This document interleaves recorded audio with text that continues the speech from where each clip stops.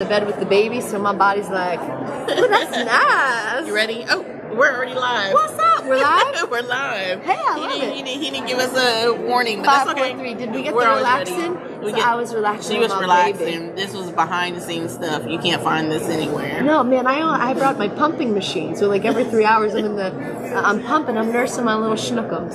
But when you're hanging out with Tyra, I can't be pumping with you right here. No, you can't pump on camera. No, if you There's did, laws against that. there might be laws against it. There might be laws against that. Y'all, I'm here with Jenn Gotzon. Once again, I am honored. I'm sitting in the presence of a superstar. And she is, and she's so down to earth. She's like fun and cute. You're so fun. It's just real. You can touch her. I'll touch you. Look at this neat necklace. Thank you. It's got the fun thing. You know, my baby would like to look at it and yank it. He's going to pull it and then stick it in his mouth and be like, I like myself some Tyra necklace. Some Tyra necklace. Some Tyra necklace. Y'all, you're not going to believe that and so we have Jenn Gotzon, farmer, and I got to watch some of this. I did watch some of it, and it was so cute. And it starts off as the little friends, and then that's all I'm gonna tell you. It starts off as little friends. Do I talk here or talk here? Okay, when it's red, then the camera is on us. And then when it goes to yours, it's like he's doing a close up on you, and then he'll share. Did I brush my teeth? No, I'm just kidding. No, okay. Anyway, okay, so we're being so uncouth. Uncouth? Yeah. All right, let's get professional. Okay. Couthed up. All right, now we're in the professional phase. What does that look like? I don't know. I don't know. And so you just produced this movie. You're a producer as well, right? This is the first movie and product line that I have ever produced in my life. I can't believe it. It's a franchise. Oh my gosh. The Farmer and the Belle. Are you familiar with the nursery rhyme? The farmer in the dell. The farmer in the dell. Y'all, we ain't got no sense. And then we got Belle, so it's the farmer and the Belle. And Belle is a play on the word beauty. Since the first movie is about discovering inner beauty based on God's truth and psychology. And so Daniel and I, we started watching the first, and it was so cute. And it was just so cute. And I have to be careful, because if I'm watching a movie and then I'm interviewing somebody, then I want to do the spoiler thing, and then that's bad business. I do spoiler all the time. I talk about it, and then someone's like, don't tell them the ending. And I'm like, but we get married, and you see our wedding, and we filmed our wedding, which is exactly what happened, and it's in the end credits. So that means you got to stick through the movie to get to the end credits. And then you see my hubby and me go, is that your hubby? It is. This is my husband, Jim E. Chandler, my hubba-lub. We've been in over a gazillion projects together. Really? Yeah. No, that's amazing. Okay, so let's back up. We're going to back up. And so tell us a little bit about how you got started out. Okay. And where you come from. I know you had a boyfriend in New Jersey, and so we know that. We got that settled. But a long time ago, not now because she's married. Absolutely. But there was.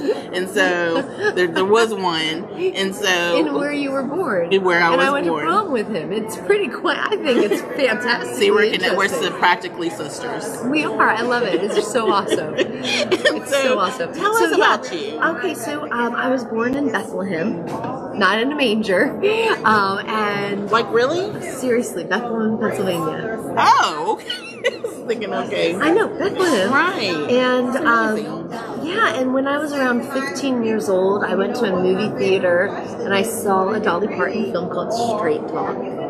Okay, you still look like you're 15, so. Well, I'm 42. All right. I just had a birthday. And God put in my heart, after I watched that movie, a passion, Tyra, that electrified me from my head to my toes.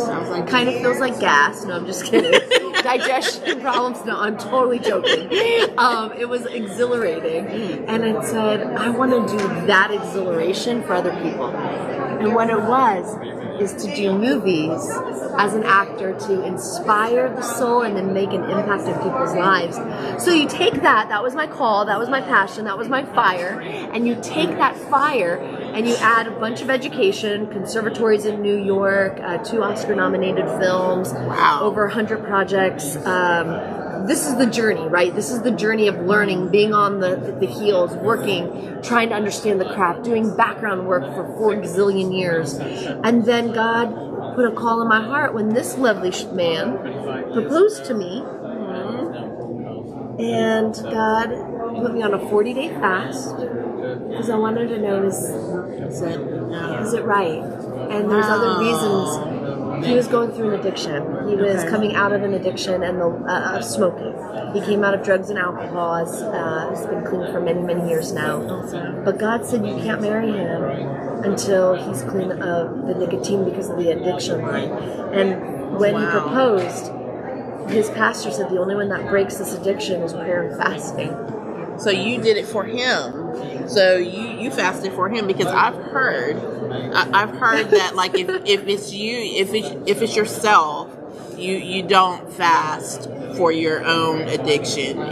We have to, because Jesus said this kind will only come out by prayer and fasting. Yes. And so you loved him enough not to eat for 40 days. That's some love. And in the midst of that, and it was hard. It was so hard, and the spirits were, I'm not sure if you believe so much in that spiritual war. I do. Man, they were fierce. I wish I had a book for you. Do you? I did. I wish I would have brought it. I didn't. I didn't come prepared. I thought you yes, did. I didn't come prepared. I talk a little bit about me being tormented as a child. But anyway, go ahead. So understanding I do that understand. Fierce. And that's what I was experiencing. And then a friend of mine gave me a sermon about going to the throne and imagining this courtroom, and you're taking Jesus as the advocate and against the demon who's attacking in the spirit. And God was giving me this image of my husband wrapped in chains by the spirit of addiction, and Jesus was there fighting for him, breaking those chains. I mean, the imaging was really strong, and I was praying and interceding. We went and we worked on a movie called The Reliant together. In fact, he gave me the ring and he proposed. And the Lord said, if after the 40 days he is not broken, you have to give the ring back. So you didn't want to give that ring back, y'all. So where did this movie come from? It birthed out of that 40-day fast. Really? The story birthed out of that 40-day fast. And so let me give you a little background on fasting.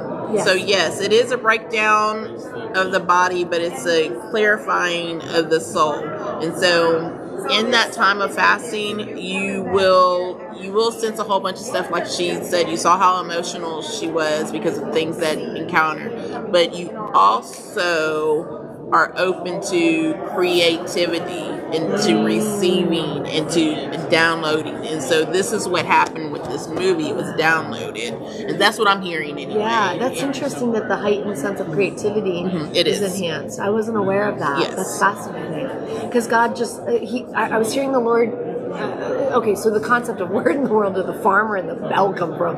I was modeling in China, and Jim's family lives on a 100-acre farm in North Georgia with cows and pigs and goats and donkeys and chickens and dogs. And when I would date him, he would take me to his farm, his family's farm. And his dad would take me down to the pigs, and they would feed him pig slop, and I would open that Mama Jamba up, and out of my mouth came pig slop. and God just said, fish out of water, model,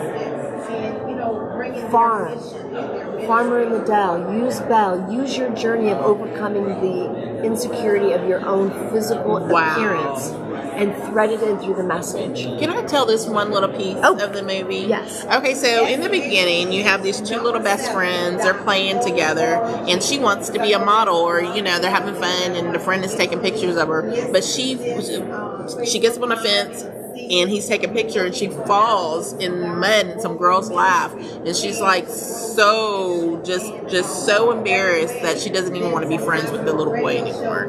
And he wasn't laughing, but just some mean girls, how mean girls can be. And so I'm hearing your story, And so the beginning of that story of the movie sounds like this. It's so this story is loosely based on Jim and my real life journey. Okay. So I'm gonna finish it. Do I still get to see it for free? Yeah. Do you have Amazon Prime? Oh yeah, that's how I got it down. That's how. Never mind. That's how I got it. So you guys get it on Amazon Prime. Yes, y'all. And there you go, date night. Yes, like seriously, it's been a bestseller on Amazon for 6 weeks after we came out with it on Christmas. 6 weeks in new releases. It is so anyways. We're all over the place, girl. We are. So we got this. So we're bringing it in. These 2 kids. Little girl falls in the mud. She boo-hoos. She cries and she goes home. But when she falls in the mud, she loses this bracelet. Now it's not just a bracelet. Her Grammy gives it to her when she's a little girl in the opening of the movie, and her Grammy tells her that beauty is on the inside, and that this has these secret messages that tells her about her value, and for her to say them and remember them.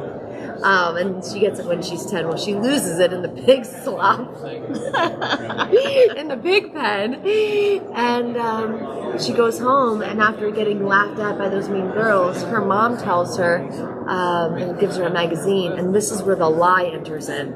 Grammy is the good force, right? And the mom is sharing worldly advice. The magazine says looks aren't everything; they're the only thing. Now, if we think about it, just, being real, how often do we say, I have to look a certain way to be accepted? It's true. And so I'm always getting on to some beautiful young girls at work. I'm an assistant principal. And so I'm always getting on to these girls that want to show some of this and a little bit of that. And I tell them, you're so beautiful. You don't have to do that. You don't need to do that. Save that for your husband, wife, whatever. Save it. But you don't have to do that. And so and it's hard not to for them, and for so many people. It was hard for me, It was hard for me too. I would always have middies and all that sort of stuff. And my mom would say, I tried to sneak it out. If I could still wear it, chunky. But you're not chunky. I am. But No, and so this is what this one says. It says magnificent masterpiece, and on the back of it says your body and soul are marvelously made. That's in Psalms. So I just had a baby, and I've been 20 pounds heavier than I've ever been in my life. But you're still tiny. And I'm grateful that I've got energy, right? Mm-hmm. But still, when you know what okay, just to be real, when you go to the pool on vacation, hence a month ago, and you bring your bathing suit that you used to wear all your life, and you stick it on and you don't fit in it, you go, well, mommy, okay? And then you feel some kind of way. At least I did. I started to shame myself and be like, oh my gosh. I know that feeling. Oh, I hate this. And then God said, what did you overcome with your physical appearance? What did I teach you? What did I work with you on? What are those truths that you are trying to help so many others?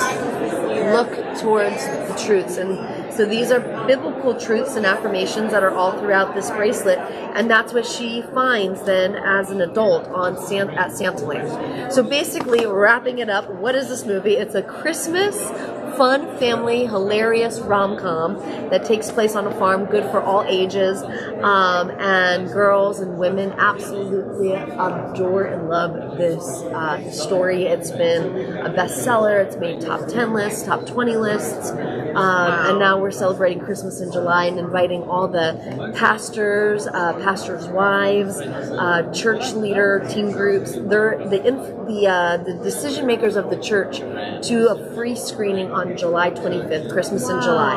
So if and I would love for you to come. I would love to be there. I would love for you to come, and anyone who's listening who would like to join, you email christmascomedymovie@gmail.com, christmascomedymovie@gmail.com, and you'll get a free invitation from me. It'll be interactive with the stars of the movie, and we'll be giving some really cool giveaways during that as well, but that's July 25th. All right, and Daniel's putting that on the screen for you. Oh, Daniel, look at you at it, dude. He's all over. I want to flip the camera around. So I see you have some more goodies over there. What do you got? What you got? Okay. So since the first movie, again, The Farmer and the Belle, we do biblically based with psychological values content. We create movies that are not sermon movies, but are fun family, like laugh Hallmark out loud. movies. Exactly. They look just like a Hallmark movie, but the stories are different. The stories have more depth to them that we've been told and are funnier. That's what the notes we've been getting. So our first is about inner beauty, discovering inner beauty. So we created a devotional that goes along with the bracelet. Each chapter will describe what it means. So when you say masterpiece, Michelle Cox is the main writer on it. She writes for Hallmark's When God Calls the Heart series. So when you say masterpiece and you read this, you then go through these beautiful devotional that really unlocks what does masterpiece mean. It's a great talk through if you have a family, a mother, daughter. You go through and there's a story, there's a biblical application based on the psychology and the research that I've done. There's a prayer, there's some questions such as, why is it so often and so difficult to believe that you are God's masterpiece? So let's chat about that. Why is that so hard? It opens up revelation, and then you have get your stilettos moving, which is an application for you in the future, to do. So it's really a thoughtful, hands-on, effective application on renewing your mind. This is our box for our bracelet. Our bracelet's selling on QVC. And so you open it up, and that's where the bracelet lies, and it says, "You are God's masterpiece." #beauty bracelet. And obviously you can see they pair together. Bracelets all throughout the movie. And then in the movie, my character reads beautiful Mabel to Adele, who is the farmer's daughter. Now, she's actually our niece. Oh, wow. That's the only thing that's creative influence, because Jim doesn't have a daughter. Everything's in the movie. And I didn't put in real life, I've never put a Santa hat on a pig until the movie. So that's fake too. We have a couple of creative licensing in the movie to make it fun. But my character reads Adele, beautiful Mabel. And are you familiar with Larry the Cucumber? Yeah, from VeggieTales. Yes. So Mike, it's been a while. Mike wrote the book for us. Oh, wow. And so it follows Mabel. Oh, that's beautiful. All hand watercolored by Sarah Jo Floyd. So Mabel gets invited to Hen House, which is this ooh la la fancy school like Yale. And their school motto, ready for this? Pretty, plump, and productive. Oh, wow. You have to be 3 P's, pretty, plump, and productive to go to Hen House. And Mabel doesn't have any of those P's.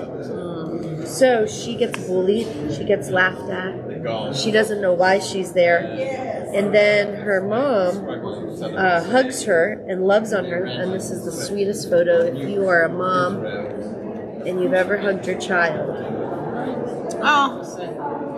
And Sarah Jo Floyd, she had an artist, had a cleft lip and was bullied.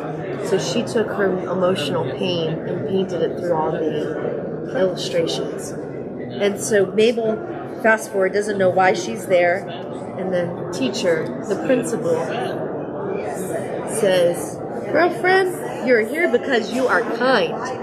And I want all the chicks to understand about kindness. And now I'm going to have a moment. And that's what she does. She starts transforming the school one act of kindness at a time, teaching people about complimenting, serving, helping, loving. And at the end of the school year, everyone is now friends, and they change the school motto to being always kind. Oh, that's wonderful. Yeah, so all of these are available on our website. That's the best way that helps our ministry, thefarmerandthebell.net under the shop. Or if you're at the Christian bookstores or on Amazon, you can also get them. And then this is selling on QVC, and the necklace will be selling in QVC very soon as well. Okay, well, wow. I know. We need a break now. Yeah. We need a little breather after all this. So this is the franchise, The Farmer and the Belle, and our second movie is now going to be about having a fulfilling marriage, where we'll come out with the same. Is it going to be the same actors and actresses and our characters? Characters. Yeah, it'll follow the same character line, continuing off from The Farmer and the Belle. We love binging.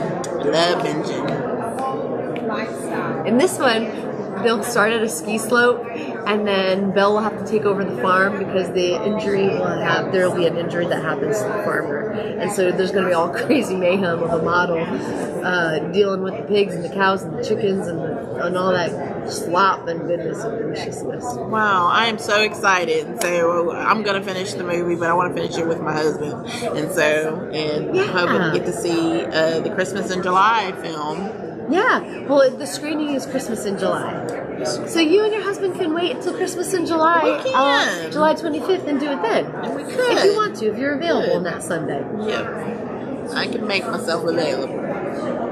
So, hey, I want to thank you so much for being on the show. This has been so much fun. I can't believe the time's up posted. already. I don't know if it is or not. But It's almost 5. Okay. All right. All right. Girlfriend? That was weird. God bless you. God bless you. And thank you for honoring me with your being like a guest on my show. Absolutely. I want to learn about your project. Okay, I would love to tell you about my Tell project. me. Okay. You can see y'all later. Oh, wait. They need to hear too. My project? Yeah. Okay, well, I'm going to be pitching my story. Well, I need to rewrite my story a little bit because it stops when I get my bachelor's. Okay. And so just pretty much talks about how when I came out of the streets from the clubs and just everything I went. I needed some purpose. I was homeless with 2 kids. And I finally asked the Lord, what do you want me to do with my life? And there was a whisper. You know, the first time I ever heard the Lord like that, there was a whisper that told me to go to school. And so I knew where a junior college was. So I drove off the freeway down I-45 and went into the college and talked to the counselor. Well, I told her, I said I was addicted to drugs and I'm homeless. And I asked the Lord what he wanted me to do with my life. And there was a whisper that told me to go to school. She's like, She said, well, if you could do anything, what would you do? I said, I've always thought if I would ever go to college, it would be for counseling. She said, really? She said, hold on. She called somebody, and I went to go talk to this man in the mental health department. Well, he says, well, we have some grant money, and you can have this. And so by the end of the next week, I was going to drop out of school because I needed a place to live, and there was no way that I could afford an apartment and childcare. I had 2 kids. And so I was going to have to make a choice. So the only choice was to drop out of school. And so I went back to the counselor and said, I was crying. I was like, I have to drop out of school, but I cannot. I was so angry with God. I was like, why would you set all this up, tell me to do this, and then I would have to drop out? And so she said, well, let's go see if the campus has some money for you for child care. And so we went to go talk to the financial aid lady. Yeah. She was over the money for child care. And so we went there and she's like, we don't have any. I was like, wow, I just can't believe this. She said, but I have a friend that works at the Texas Workforce. So when I hear anything, I immediately jump on it. That's just what I do. So I drove out to the Texas Workforce in Clear Lake and I met with this lady. She just had me stand in the lobby, and I told her, I said, hey, I was driving down I-45. I had just come out of drugs and working in the clubs. And I asked the Lord what he wanted me to do with my life. And I told her, I didn't care. I told him what happened. I asked the Lord what he wanted me to do with my life, and he said to go to school. So I went down to Alabama Community College, and I would get some grant money to go to school. And now I'm going to have to drop out because I don't have childcare. She's like, interesting story. And she said, just wait right here for a second. So I honestly thought she was going to go call security and have me thrown out. So she comes back after like 15 minutes and says, hey, could you come here? I want to take you to the conference room. And so I followed her. I was like, oh boy, they're going to think I'm crazy. So I went in there. There was this tall African-American gentleman, and he had an entourage with him. And she's like, so could you please tell him what you just told me? I said, yeah, I'm homeless. I was addicted to drugs, and I gave all that up. And I was driving down the road, and I asked the Lord, what do you want me to do with my life? And he told me to go to school. There was a whisper that told me to go to school. So I went through the whole story just like I did the college counselor. And he's like, He's like, do you know who I am? It's like, no, sir. He's like, I'm the CEO of the Texas Workforce all over Texas. He's like, I'm never in these offices. He's like, and he wanted verification, so that he's like, am I? he's like, I'm never in these offices, but today I just happen to be here. He said, not only am I going to pay for your child care, I'm going to pay for your school. I was like, well, I already got a scholarship. School. He's like, no, I want to pay for it. Well, coming off of drugs sometimes looks like bipolar. And so by the next week, the Texas Rehabilitation Commission, that's what it's called, DAR, I think now, they were fighting. So I had to sit back and listen to 3 organizations on the phone, on conference calls, talking about, no, we'll pay for this. Okay, well, why don't you get her books and we'll pay for the child care? No, we want to pay for the child care. And I'm like, oh my God. Oh my God. And so, you know, my story, you know, there were still struggles up and down. I married, and, you know, my younger two the father was drug addicted. There was a slight relapse in there, but eventually I had to come back to what I know. And so, and there was struggles through. There was times when I chose to stay homeless with my kids so I could go to college. And so that, you know, anything worth having, if you know that God told you to do something, you do whatever you can to complete that. And so I don't look back on those as bad times. You know, I climbed that mountain. And so... And that's something my husband explained to me with addiction, because he was addicted to Coke, and then he would drink, and then he would do Coke. Right, you get drunk, then have to sober up. Yeah, and so part of the recovery is the relapse. So being able to have grace in yourself when you relapse, but then when we have Christ, it's to be able to realize that we need a higher power. We can't do it on our own. Right. And I would say, well, do you fight through it? He goes, no, you surrender in Christ. And so he did a cognitive rehabilitation of his brain, so he's able to pass through drugs and alcohol, but for him the nicotine was still that last final leash. So I don't mean to... Because it's acceptable. It's legal. It's, you know, you say it's not a big deal, but it does change the body. Right. And so it destroys your lungs. Yeah. And so, I didn't mean to interrupt you. No, not at all. So but, you know, well, you know, I got my doctorate now. So a couple of years ago, when I got my doctorate, I was telling my story at domestic. So there's the whole stories in there that my book does not cover.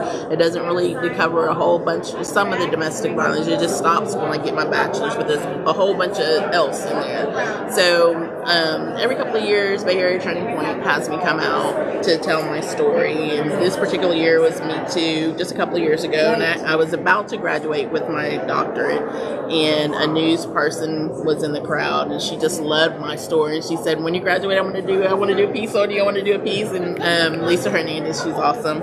And so she did. And that story went all around the United States. So I had people from all around the United States. And so, like, if you Google me, it'll be like bestseller, but, you know, I'm still poor. No, I'm not poor. So, but, you know, and so, but the story is written under Deanna, and I've been waiting to tell people, no, it's really Tyra. And so it's about that time, and I would love to see my story. I'm ready to tell my story, and I'm ready to tell the rest of the story about the prayer of the kids, working with the MS-13s, about kids with autism that were healed, about kids that were atheists. You know, when they graduate, they come back and say thank you, and then God bless you when they were atheists. And so there's so much in there. There's so much that has to be told, and so I'm hoping that I'm ready to tell it, because the testimony, they overcame. Yes. They overcame by the word of their testimony and the blood of the Lamb. And so it's time. You know, I'm about to be 50. Get out of town. Yes, and so in a couple of months. And so it's time. It's the year of Jubilee. Is it? It's the year of Jubilee. Wow. And so you have so much life to be able to give. Yes. How extraordinary is that? And so I'm ready. I'm ready to tell my story without consequence. I know that telling my story means that I probably won't get to work in public education, although a lot of them know my story, but there's that transition that I'm ready to travel and tell my story. Okay. And so, in the name of the Lord. In the name of the Lord. Now, with God, when God puts I can only speak on my experience, right? This whole situation over here, right? Mm-hmm. God gave a vision. God gave a call. And then when I believed very much from the Lord, I just prayed, and He would say, do this next. So then what would be this? Like he would say, okay, write the inscriptions that helped you. Okay, so then the Lord said, next, I want you to take these biblical inscriptions and see if they work for other people. So then I did that, and I put together test groups. And then God said, okay, now let's see if those test groups, how they work for teens and for adults. Okay, then I did that. Okay, now let's get the inscriptions and write them out. Okay, now I need an editor. So contact the best editor that you know. So I contacted the editor for Jesus Calling podcast, a friend there. So she edited this. Okay, so now it's each step of the way, God gave me a vision. Now, he didn't show me the end was going to be selling in QVC, manufactured by the same people that do Michael Kors and Catherine Zeta-Jones jewelry. Wow. He didn't show me that. He showed me one step at a time. So as you begin your journey, pray and say, God, what do you want me to do right now? And then do that. He might give you a big picture. He said, along the journey, I want you to do a movie that looks like that you could sell to Hallmark. So everything about this, the production design, the performances, the storyline, is all looks like Hallmark.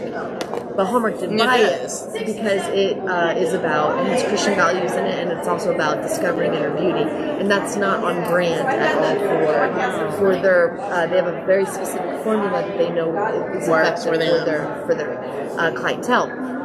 But if I didn't hear that, the visual on this looks just like Hallmark. Yeah. Yeah, it would have looked different. So God might tell you to do something that you don't understand why, and then later on you go, oh. So as you begin your story, line up your visual of what the story is. You have your book, you have your own testimony. Hire a writer who can write it out in an outline, then determine where you want to sell that movie. What kind of writer? Yeah, so you're going to want a screenplay writer. You're going to want someone who knows how to write. First, you decide what genre you want. Would this be a drama? Would this be a drama romance? Would this be an inspirational? Somebody better throw some comedy up in there too. No, you know what? You need comedy. Yes. If you're not laughing in a movie, it's too heavy. You need to release those endorphins. So it could be a dramedy, you know, because you've got some real life situation in it. Maybe it's an inspirational dramedy, because I see inspiration in what you just shared with your story. So you get your genre. Now you figure out who you want your audience to be.